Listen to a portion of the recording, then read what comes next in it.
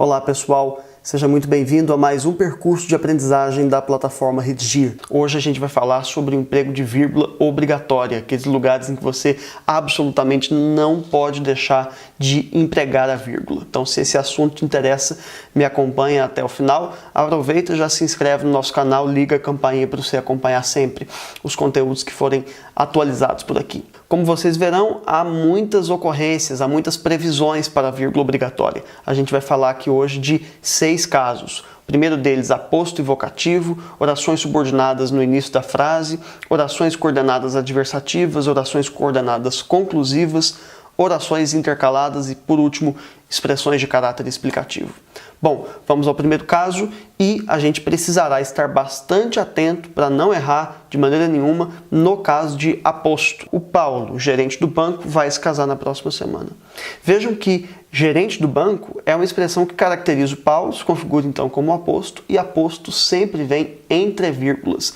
Não se esquecer de que a gente precisa cuidar aí, ó, o Paulo, gerente do banco, vírgula, não pode, o Paulo, vírgula, gerente do banco, vai se casar, vírgula apenas antes ou apenas depois, não tá legal. Aposto é vírgula antes e depois. Vocativo, olha só como é que muda a história aqui, né? Ô Paulo, o gerente do banco vai se casar na próxima semana. Você não estava sabendo? Ô Paulo, o gerente do banco vai se casar na próxima semana.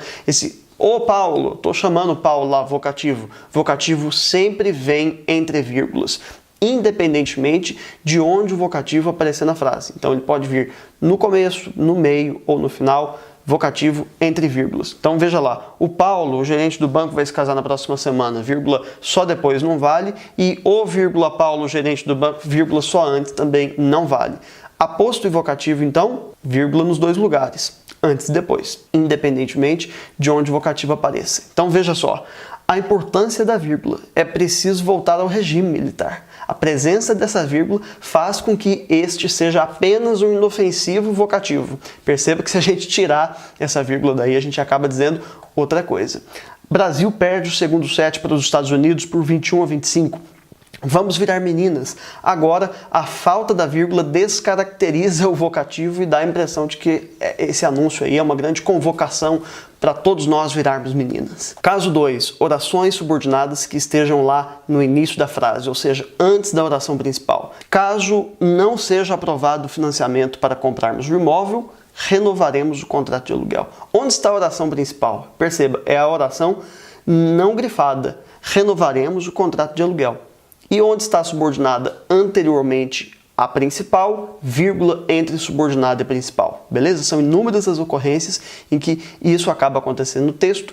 Toma cuidado para que essas orações subordinadas que estejam no início da frase sejam também marcadas por vírgula. Terceira ocorrência, orações coordenadas adversativas. Pessoal, nesse caso aqui é muito comum. Dissertações argumentativas trabalham muito com essas relações adversativas. Então, verifique. A situação político-econômica está grave, mas o novo governo promete providências emergenciais. Entre a primeira oração e a segunda oração, há aí este elemento coesivo de adversidade, essa conjunção adversativa, e entre essas duas orações haverá vírgula.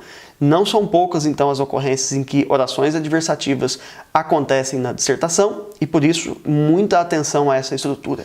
A mesma estrutura também acontecerá com as orações coordenadas conclusivas. Veja só, os encargos trabalhistas não foram reformados. Logo, a indústria automobilística demitiu grande parte dos metalúrgicos. Veja, logo a indústria, então a indústria, sendo assim a indústria, todos esses aí elementos conclusivos, conjunções conclusivas, e da mesma maneira que a gente tem lá vírgula com orações coordenadas adversativas, também haverá esse emprego obrigatório quando da ocorrência de oração coordenada conclusiva. Próxima, oração intercalada. Pessoal, isso aqui acontece demais, direto aparece no texto esse tipo de estrutura, a gente precisará estar atento também à vírgula antes e depois. Se no meio da ordem direta você tem lá encaixada na oração uma oração intercalada, atenção, não se esqueça, não vale uma vírgula só de um lado ou só de outro. É preciso que essas duas vírgulas estejam aí caracterizando essa oração intercalada. Então vamos a essa ocorrência.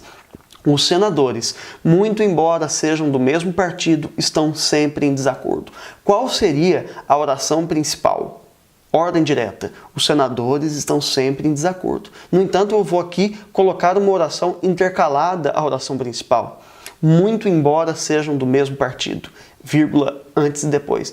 Pessoal, reparem que eu não estou aqui me referindo à pausa, a respiração ou a entonação. Eu posso ler essa frase como as anteriores, com ou sem pausa na caracterização dessas vírgulas. O que importa é que há aqui uma motivação sintática, gramatical, para que eu empregue esse sinal. Independentemente de haver pausa na fala, a gente então precisa garantir que esse sinal gráfico esteja registrado no texto. Próxima ocorrência, também absolutamente comum nos textos dissertativos, esses aí que a gente escreve todos os dias. Expressões de caráter explicativo, ou seja, isto é, a saber, todas essas ocorrências virão também, como no último caso, a respeito do qual conversamos, entre vírgulas. Não vale uma vírgula só do lado de cá, é preciso garantir que antes e depois haja emprego de vírgula.